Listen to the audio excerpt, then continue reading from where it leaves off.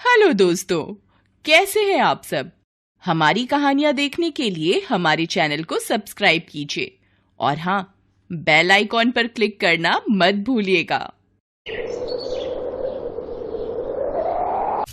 ओह, कितनी ठंड है। ये सब लोग खुद तो कंबल में घुसे रहते हैं और एक मैं हूँ जो सुबह 5 बजे जगकर इन सबके लिए नाश्ता बनाऊं। ऐसे ससुराल में आने से तो अच्छा था कि मैं अपने मायके में ही रहती। ये है बेचारी निशा जो ब्याह कर यादव परिवार की बहू बनकर आई थी। उसकी सास शकुंतला बड़ी ही नियम वाली थी। उसके घर में सभी सुबह 5 बजे नाश्ता कर लेते थे, फिर चाहे गर्मी हो या ठंड। निशा भरी ठंड में भी सुबह जल्दी उठकर सबके लिए 5 बजे तक नाश्ता बनाकर सबको टेबल पर परोसती। अरे बहू, कहाँ रह गई? नाश्ता बना कि नहीं? जी बस लाई माँ जी। निशा ने जल्दी जल्दी कॉफी कप में डाल दी और आलू के पराठों के साथ सुबह 5 बजे ही सबको नाश्ता परोस दिया। नाश्ता करते हुए शकुंतला बोली, बहू तूने रसोई में कदम तो रख दिया, लेकिन पहले ये बता, तूने नाश्ता बनाने से पहले स्नान और पूजा पाठ किया था या नहीं? नहीं माँ जी, अभी तो मैंने ना स्नान किया और ना ही पूजा पाठ, लेकिन आप चिंता मत कीजिए, मैं थोड़ी देर में स्नान करके पूजा कर लूंगी। क्या कर लूंगी? तुझे समझाए ना, बिना स्नान के रसोई में मत जाया कर और पूजा पाठ भी खाना बनाने से पहले किया कर। माँ जी सुबह बहुत ठंड थी इसलिए। चुप कर, अभी तो तुम जवान हो तभी तुम्हें इतनी ठंड लगती है। यही हाल रहा तो बुढ़ापे तक आते आते तो तुम बिस्तर पकड़ लोगी। कल से कितनी भी ठंड हो, सबसे पहले तू सुबह स्नान करेगी और उसके बाद ही रसोई का काम करेगी।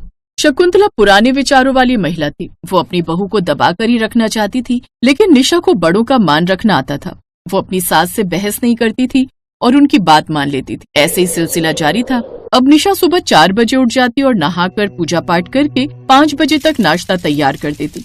बाहर कड़ाके की ठंड थी और सर्द हवाएं चल रही थी और ऐसे ही एक रोज निशा सुबह सुबह नहाकर पूजा करके रसोई में गई।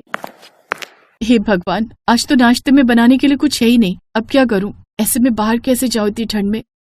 24/7 स्टोर तो खुला होगा, लेकिन इतनी ठंड में मेरे बस की नहीं है बाहर जाना। नहीं, मैं तो नहीं जा सकती। निशा की इतनी कड़कड़ाती ठंड में बाहर जाने की हिम्मत ही नहीं हुई। माँ, भाभी कहाँ है? लगता है महारानी अभी तक सो ही रही है। आज इसकी सुस्ती भगाई देती हूँ। जा तो नैना, जरा बुलाकर तो लाओ उसे। नैना निशा को बुलाकर लाती है। जी माँ जी। क्या है बहू, ये सब सुबह के 4 बज गए हैं, नाश्ता अभी तक तैयार क्यों नहीं हुआ? माँ जी, वो नाश्ते का सामान खत्म हो गया है। तो तू ला भी तो सकती थी ना, राशन घर में ही खत्म हुआ है, बाजार में थोड़ी ना। माँ जी, सुबह इतनी ठंड थी कि मेरी जाने की हिम्मत ही नहीं हुई। ओफो, जब देखो इसे सर्दी का बहाना ही आता रहता है। अब जल्दी से जा और सामान लेकर आ। निशा के पास अब और कोई चारा नहीं था। वो बेचारी चुपचाप कड़कड़ाती ठंड में सामान लेने चली गई।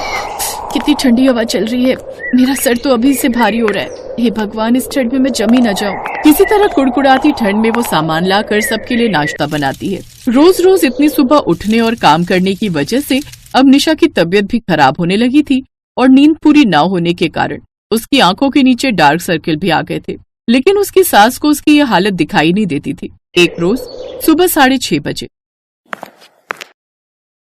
निशा बहू, तेरा रसोई का काम खत्म हो गया तो मेरी ये स्वेटर और शॉल धो देना, और हाँ, इन्हें मशीन में नहीं बल्कि अपने हाथों से धोना। माँ, अभी सुबह के 6:30 बज रहे हैं और आप अभी से उससे इतनी ठंड में कपड़े धुलवा रही हैं, और वो भी हाथ से, ठंडे पानी से। हाँ, क्योंकि मशीन में वो चमक नहीं आती और बहुओं को हमेशा कांटे की तरह मजबूत होना चाहिए। घर गृहस्थी देखनी होती है, यूं छुई मुई का पौधा बने तो हो गया बस। ये कहकर शकुंतला ने उसका मुंह बंद कर दिया। ये कहकर वो वहाँ से चली गई। कुछ देर बाद जब अभिनव दोबारा से बाथरूम में आया तो उसे वहाँ निशा बेहोश मिली। निशा, क्या हुआ तुम्हें? अभिनव उसे जल्दी से अस्पताल लेकर गया, जहाँ इलाज के कुछ वक्त बाद उसे होश आया। डॉक्टर साहब, ये अचानक क्या हो गया इसे? इसे अंदर ही अंदर निमोनिया बन गया है, जिस कारण इसकी हड्डियों में भी अंदर ही अंदर बुखार भी बन गया है। भले ही बाहर से जैसी भी दिख रही हो, लेकिन इनकी अंदरूनी हालत काफी कमजोर है। इनके साथ आप बिल्कुल भी लापरवाही मत बरतिएगा। शकुंतला ने डॉक्टर की बात सुन तो ली, लेकिन उस पर अमल नहीं किया। वो निशा को घर ले आई। देख बहू, जो डॉक्टर ने कहा है उसे सुनकर खुद को मरीज मत समझ लेना। इनका तो काम है मरीजों को डराना और उनसे पैसे ऐंठना, तो काम में बिल्कुल भी लापरवाही मत बरतना, समझी? निशा को अंदर ही अंदर कमजोरी महसूस हो रही थी, लेकिन उसने किसी से कुछ नहीं कहा। उसने अगले दिन भी ऐसे ही सुबह 4 बजे उठकर नहाकर पूजा पाठ किया और सबके लिए नाश्ता बनाकर 5 बजे तक परोस दिया। फिर ठंडे पानी से ही झाड़ू, पोछा, बर्तन और कपड़े भी धोए। अभिनव को उसकी चिंता तो हो रही थी, लेकिन उसकी भी कहाँ चल। ऐसे ही एक हफ्ता और बीत गया और अब निशा की तबीयत और भी बिगड़ गई। और एक दिन वो बर्तन धोते धोते ही जमीन पर बेहोश होकर गिर पड़ी। माँ भाई जल्दी आइए, भाभी बेहोश हो गई है।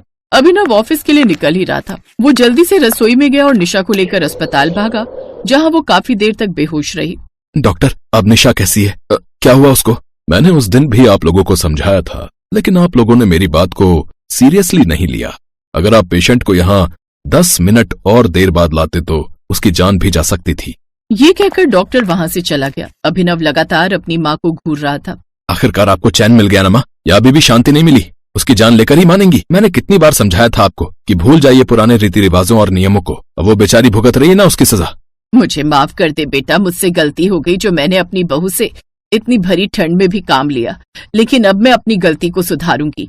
अब से मैं उसको अपनी पलकों पर बिठा कर रखूंगी। शकुंतला को भी अब ये एहसास हो गया था कि उसने अपनी भोली भाली बहू पर कितना जुल्म ढाया था, लेकिन अब वो सुधर चुकी थी।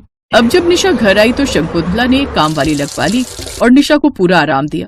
घर के खाने का काम अब सास और ननद ने संभाल लिया। अब उसने सुबह के नाश्ते का समय भी 5 बजे की जगह 8 बजे कर दिया।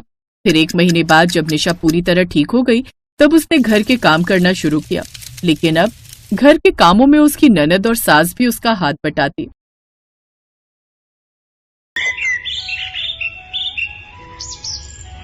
वीना एक बार में ढेर सारा खाना बना देती थी। 2 मियाँ बीवी और 1 बच्चा, और खाना 10 लोगों के हिसाब से। उसकी यही आदत थी।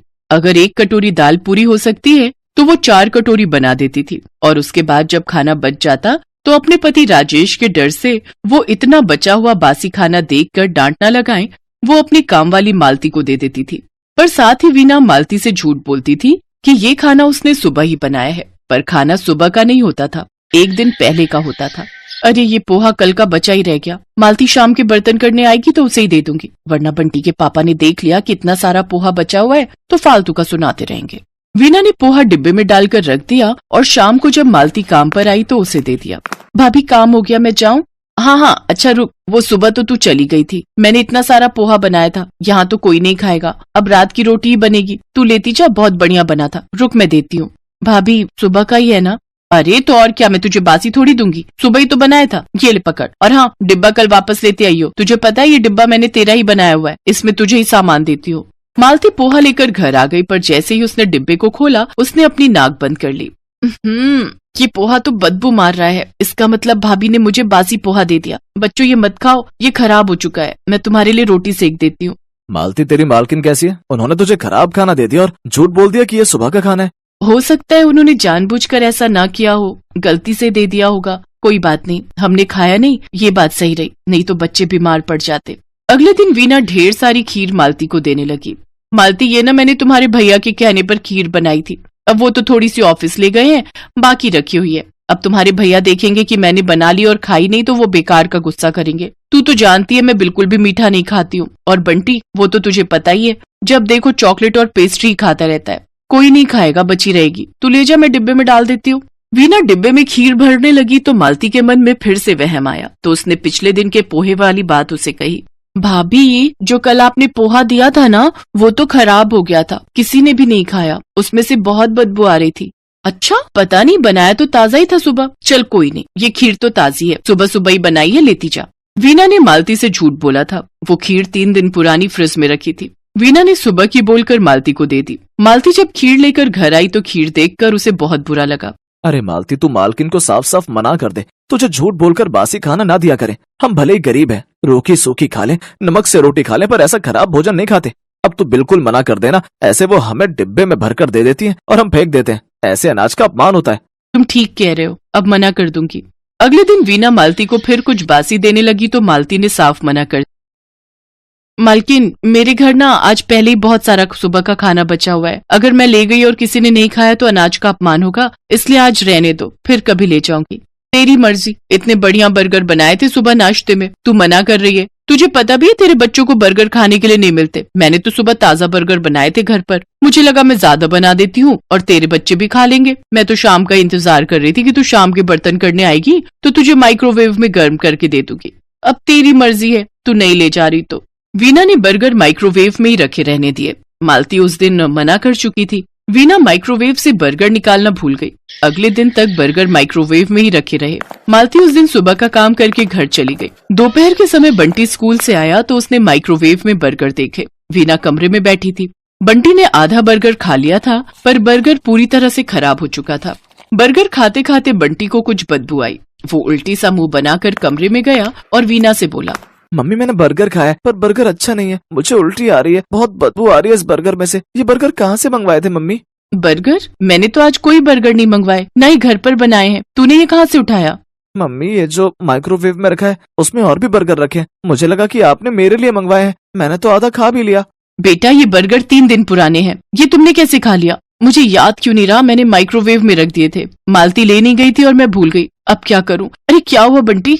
तभी राजेश ऑफिस से आ जाता है। उसे सारी बात पता चलती है।